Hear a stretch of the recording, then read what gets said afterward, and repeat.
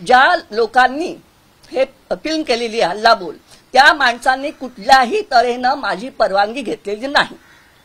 आणि असं असताना ते सरळ सरळ सगळ्या जगात ती फिल्म दाखवतायत आणि त्याच्यावर सगळा गाजावाजा करतायत, हे अत्यंत चुकीचं आहे। आणि मी सांगू इच्छिते तुम्हा सगळ्यांना, कॉपीराइट ऍक्ट प्रमाणे 50 वर्षांनंतर एखाद्या लेखकाचं किंवा माणसाचं जे साहित्य आहे ते सगळ्या लोकांचं 50 वर्षांनंतर होतं। तोपर्यंत ही इंटेलेक्चुअल प्रॉपर्टी आहे आणि ती वापरण्याचा आणि त्याचा गैरफायदा घेण्याचा कुणालाही अधिकार नाहीये।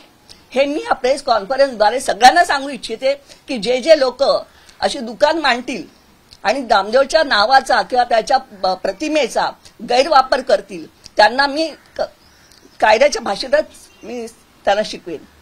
हे अत्यंत यातनादायी आहे आणि अत्यंत म्हणजे पूर्ण महाराष्ट्राचाच नाही सगळा मराठी याचा अपमान आहे हा।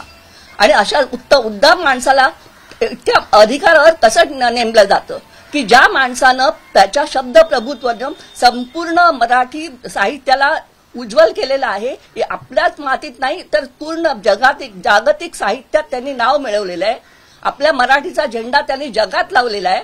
अशा माणसाचं नाव घेऊन तुम्ही अशा पद्धतीने अपमान करता आणि बोलता, त्या माणसाचं तातडीने निलंबन केलं पाहिजे आणि तीव्र शब्दात निषेध करते आणि त्याला तातडीने त्याला काढून टाकलं पाहिजे। अशी माणसं तुम्ही नेमताच कसं?